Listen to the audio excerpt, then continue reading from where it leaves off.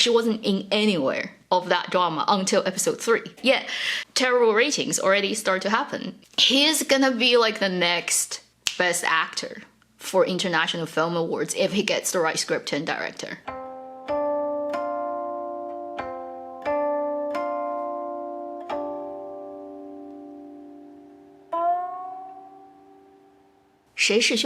Who is the Murderer is a 16 episodes web drama that's being aired on the platform 爱奇艺 as the third 迷雾剧场 Lifetime drama of 2021. It is led by 赵丽颖、肖央、董子健, directed by Sun Hao, who is also the director of Joy of Life, 庆余年. I have watched the first 6 episodes at the point I'm making this video, and it should have aired to episode 12 by the time this video goes out. But as all 迷雾剧场 dramas are super short, and at the end of the year, every platform is dumping dramas like crazy, this is the best scheduling I can do. I'll give this drama a very high 1 gold mine. Still a little bit shy of 2. If it performed at the end to my satisfaction, it probably will end up being a 2 gold mine drama. One really funny thing about this drama is the drama about the drama kind of is more dramatic than the drama itself. 豆瓣 website have this rating system of dramas and books in China. On the first day when it was supposed to air first 2 episodes, similar to 洛阳, bashing and low rating comments went on there, complaining about the female lead's line delivery being terrible, acting being terrible. And the funny thing is, Zhao Li didn't even show up at all for the first 2 episodes. She literally wasn't in it. She wasn't in anywhere of that drama until episode 3. Yet, terrible ratings already start to happen.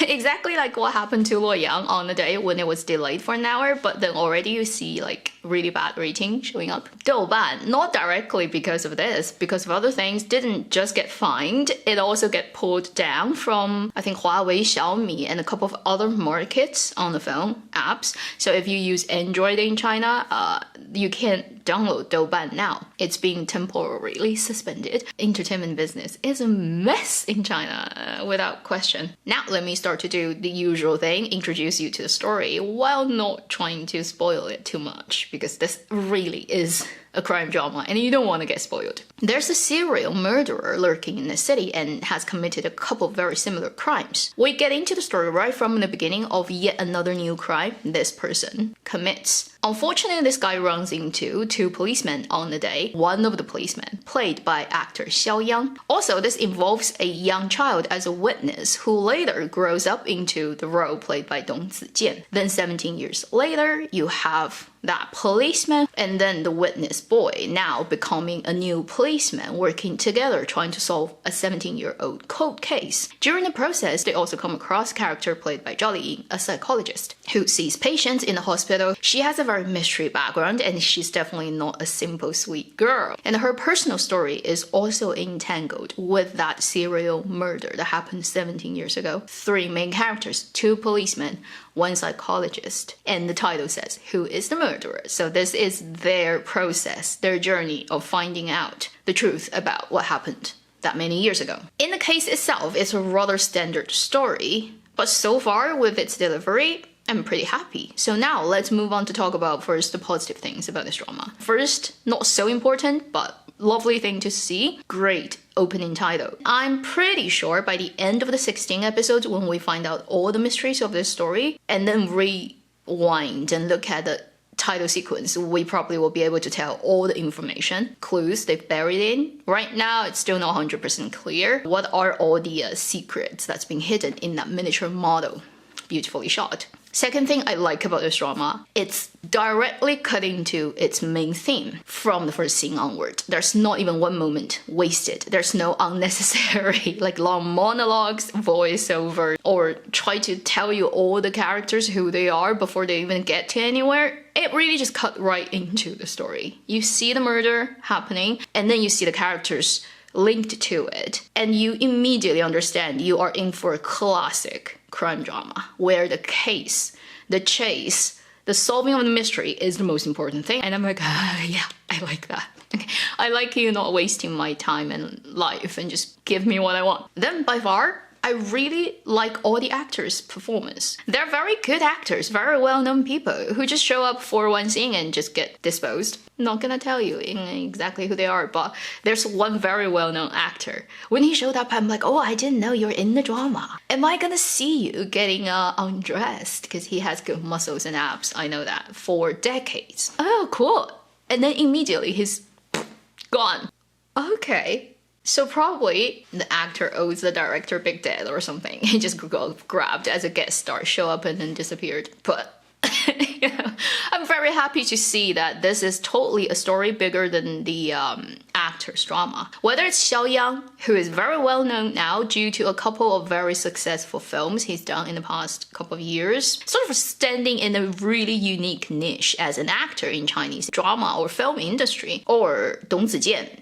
I'm gonna talk about him later, but he's also a very interesting young actor. Or Zhao Liying, who's like the top traffic queen of her age group actress these days. I worried a little bit about any of the particular actors are gonna become bigger than the character or the story, but I'm really happy. As actors and actresses themselves, there's nothing wrong with their acting. They really are serving their characters first. Everyone used their own voice, thank heavens. As a contemporary drama, that's really important to make you believe their characters. I just want to pick out Dong Zijian as a special person to talk about a little bit because I didn't know really that he is so good for this type of drama. Previously, I know him best from 大江大河 Like a Flowing River, the 2 series. And that drama is totally on the realism side of things. So he plays a character that's very grounded, that's very real. But with that type of storytelling, it gives very controlled and limited camera language and specific film cinematic moments of characters. It's more like an ensemble drama that shows you the big picture of that entire era. Whereas this drama, due to its nature of a crime and how it impacts people psychologically, has a lot of super close-up shots, super heightened emotional moments that's done with the design of the shots and the actors acting. And this is the first time I discovered Dong Zijian is so good. He's not super tall, he's not very physically, impressive. He has a very ordinary actor, ordinary man's look. He definitely doesn't belong to the category of stunningly good looking actors. But somehow when he is like emotionally heightened, the depth and intensity of the emotion he can convey without saying anything, just looking at the camera, is impressive. This guy should go and seek out the type of productions that are so aimed at getting awards at Cannes or Berlin or Venice, the type of indie art house movie. He's gonna be like the next best actor for international film awards if he gets the right script and director. I haven't seen any actor that's around his age range that has this vibe that is just so made for a particular type of film. I don't know how many people agree with me, but I was impressed. I was like, oh my god. Reminds me of some now middle-aged older actors when they were young and how good they were with those type of films. If you don't know, he has interesting background. His mother is actually the most influential, well-known, well-established, like the first well-known talent agent of China. Let's say whose power and tentacles and whose reach is incredibly far in the entirety of Chinese film and television industry. As the second generation of that kind of family, it's a double-edged sword. On one end, you probably have unlimited resources if you want. On the other, everybody will look at you with that, yeah, he gets there because of nepotism and all that type of thing. But just disregard entirely of his background and family. He has like incredible talent. I hardly ever get so excited by an actor just because of a couple of scenes I've seen him doing. Given the right script, he can outshine probably most of the actors of his generation. Let's see if I'm right. A couple of years down the line, hey, see if it turned out to be true. Now, let's talk about a couple of not so desirable things about this drama. First is this drama, the main case of it is very normal. There is an element of this drama that kind of stand out among countless good dramas and television series, entire world production considered. I'd say if you're looking forward to some spectacular things of this drama that can outshine other productions of its genre, don't look for it in this drama. You're not gonna get it, but you probably will be reasonably satisfied with the presentation of everything. The second thing is nothing to do with the drama itself, it's just scheduling, because it came out in December. and it's in competition with a lot of high budget aiming at trying to just jamming a little bit more performance at the end of the year competition between Youku, iQIYI, Tencent, Mango. I don't see this one being the most special or having something that so definitively is gonna win everybody's attention. It is a natural disadvantage for short dramas in China because how dramas are usually aired and expectation of period on air, and then just how many dramas are ongoing. So it's unlikely that it's gonna be the king of December in terms of performance. The third thing, not to do with the drama in terms of script itself or the actors, but to do with some other departments that are just like ridiculously stupid. When it first came out on the day, they released a new set of posters, and usually those posters are basically hiring a graphic company that does this for a living, for professional jobs. And there's one series of poster that came out that totally copied the Japanese series Legal High so much, like literally just directly copying everything. That got immediately noticed by internet. Because these days, you can't run away from that. Everybody knows everything. The production releases this apology on their Weibo saying, it is our concept that just happens to be exactly the same. We didn't intentionally copy, but we're really sorry, so we're gonna take down all those posters. And people are like, yeah, like we believe you. Honestly, I don't think production itself would willingly do that. It probably is they hire a company to design their posters, and those people are like so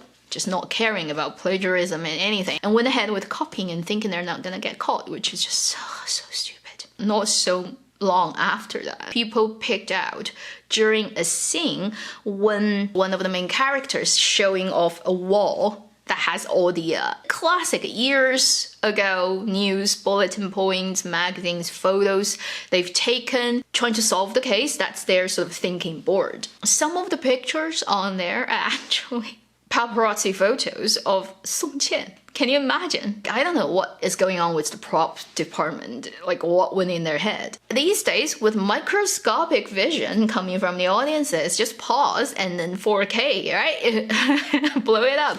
And people found out that the props department did that. And again, the production comes out with another apology letter. Literally a day or two after the first one about posters. 猪队友.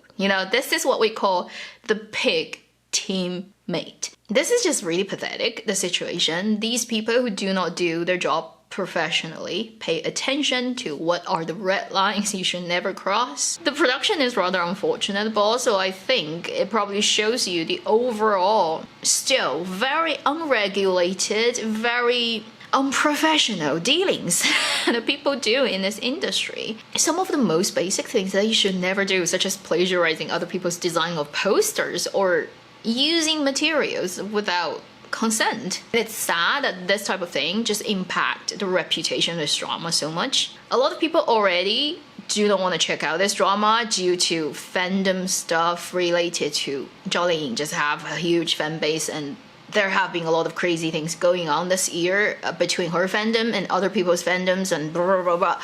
Then you come across these things and I'm like, it's not easy to make a drama. It's a lot of people's work. You only see a couple of people on camera. You never see the other 30 people who are actually in the same room, right, working their ass off. It's really sad. For a couple of stupid things people do, they can ruin a lot of other people's work. But hey, this is not the first time that it has happened to any Chinese dramas, and it won't be the last. So that should wrap up my first impression on Who is the Murderer. I'm definitely gonna keep my eye on this production, checking out the next 10 episodes, and I still hope, sincerely in my heart, it's gonna turn out to be a really qualified, good enough crime drama. Come on, save Lai Tang's reputation before the end of the year. Thank you for watching Avenue X. I'll see you in my next video. Meanwhile, live long and happy drama watching.